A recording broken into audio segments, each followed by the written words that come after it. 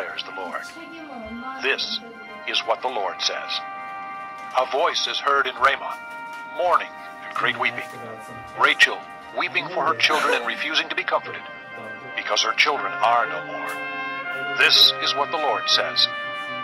Restrain your voice from weeping, and your eyes from tears, for your work will be rewarded, declares the Lord. They will return from the land of the enemy. So there is hope for your future, declares the Lord. Your children will return to their own land. I have surely heard Ephraim's moaning. You disciplined me like an unruly calf, and I have been disciplined. Restore me, and I will return, because you are the Lord my God. After I strayed, I repented. After I came to understand, I beat my breast. I was ashamed and humiliated, because I bore the disgrace of my youth. Is not Ephraim my dear son, the child in whom I delight? Though I often speak against him, I still remember him. Therefore my heart yearns for him. I have great compassion for him, declares the Lord. Set up road signs, put up guideposts. Take note of the highway, the road that you take. Return, O Virgin Israel. Return to your towns. How long will you wander, O unfaithful daughter? The Lord will create a new thing on earth. A woman will surround a man.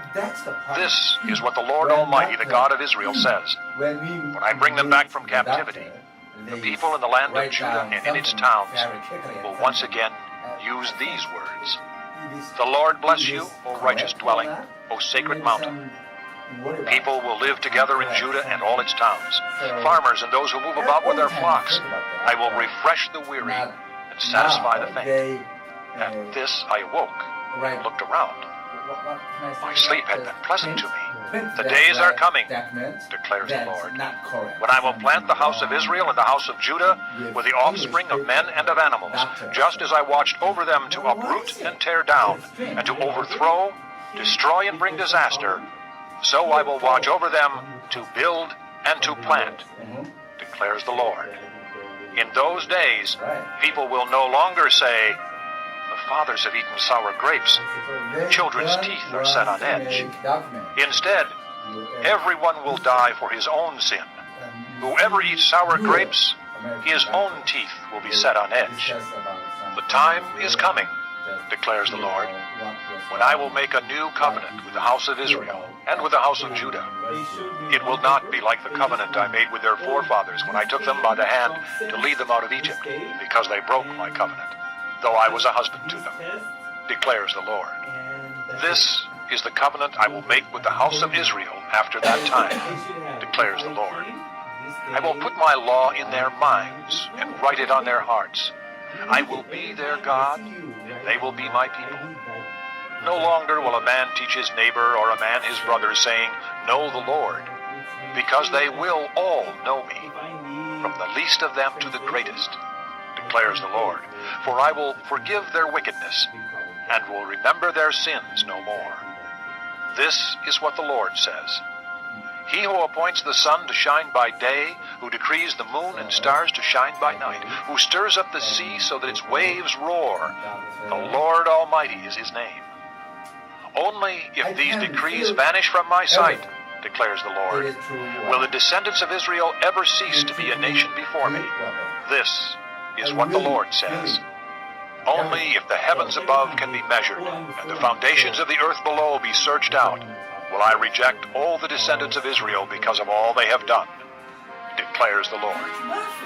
The days are coming, declares the Lord, when this city will be rebuilt for me from the Tower of Hananel to the corner gate. The measuring line will stretch from there straight to the hill of Gareb and then turn to Goah.